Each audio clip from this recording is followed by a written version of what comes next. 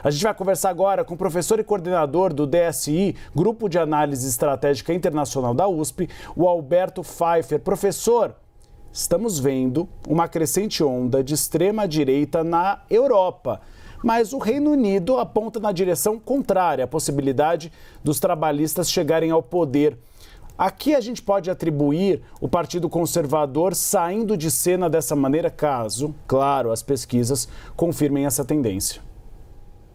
Mais que tudo, nós assistimos a um rechaço dos políticos que estão nos governos por alternativas. Não se trata de ser de direita ou de esquerda, mas sim do desalento, do desapontamento da população com os governos atuais. No caso do Rishi Sunak, a dificuldade que ele teve da recuperação econômica, o custo de vida alto no Reino Unido, os temas da imigração, os temas que levam a um desapontamento da população com os governos do Partido Conservador, que se sucedem desde 2010, que enfrentaram um momento de muita crise no brevíssimo período de Liz Truss, que pode ser considerada o ponto de inflexão definitivo para a decadência dos conservadores, e hoje uma alternativa, que pode não ser alternativa, isso é importante ter em mente, majoritária no sentido do voto popular.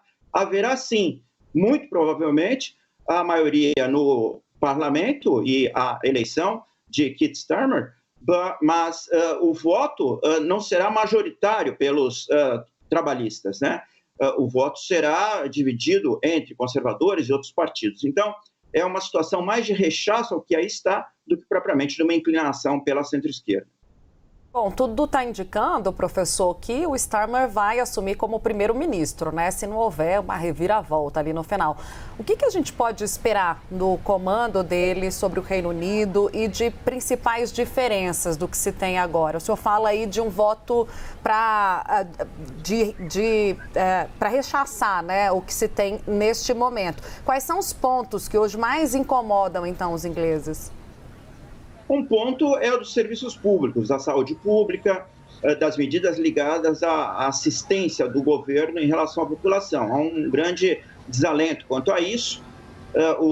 A situação econômica não é de grande crescimento, embora a inflação esteja baixa, o desemprego também esteja historicamente baixo, mas o custo de energia aumentou muito. Então, há uma preocupação nisso, né, na efetividade da entrega dos serviços estatais, contenção do custo de vida ligado principalmente à energia e a alimentos, com a inflação que foi acumulada ao longo dos últimos anos, mais gente começou a ter que pagar impostos sobre a renda, então, e a falta de dinamismo econômico. Há essa expectativa de que o novo primeiro-ministro consiga dar conta dessas questões. É interessante também que a pauta externa ficou muito fora do debate eleitoral, quer dizer, a população olha para a agenda interna, para a agenda doméstica, e é nisso que o novo primeiro-ministro deverá se focar.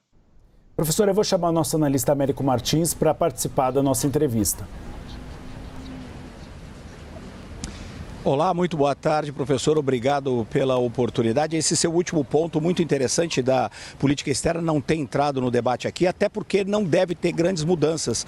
O Keir Starmer vai continuar apoiando a Ucrânia, apoiando o direito de defesa de Israel, mas vai fazer uma observação interessante, que é apoiar e reconhecer o Estado da Palestina. Mas eu tenho uma outra pergunta para o senhor relacionada à própria personalidade do Keir Starmer. Ele é provavelmente o líder trabalhista mais moderado da história recente, possivelmente da história inteira do Partido Trabalhista. Ele assumiu e ele fez uma limpa na extrema esquerda do partido, que eram aqueles deputados, aquelas pessoas que orbitavam em torno do antigo líder, o Jeremy Corbyn.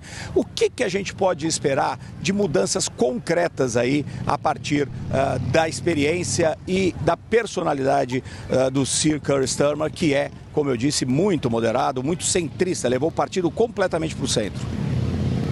Não só moderado, como uma pessoa que vem de competência e não carisma, né? Aliás, os dois candidatos são candidatos tidos como de baixo carisma, baixo apelo popular, no sentido de terem um discurso arrebatador, contrariamente a Boris Johnson, a Tony Blair, que foi o último o último não, né? Tivemos Gordon Brown, foram os dois primeiro-ministros trabalhistas recentes, Tony Blair e Gordon Brown, mas Tony Blair muito carismático, uma personalidade pública de grande força, grande apelo, contrariamente a Keith Starmer.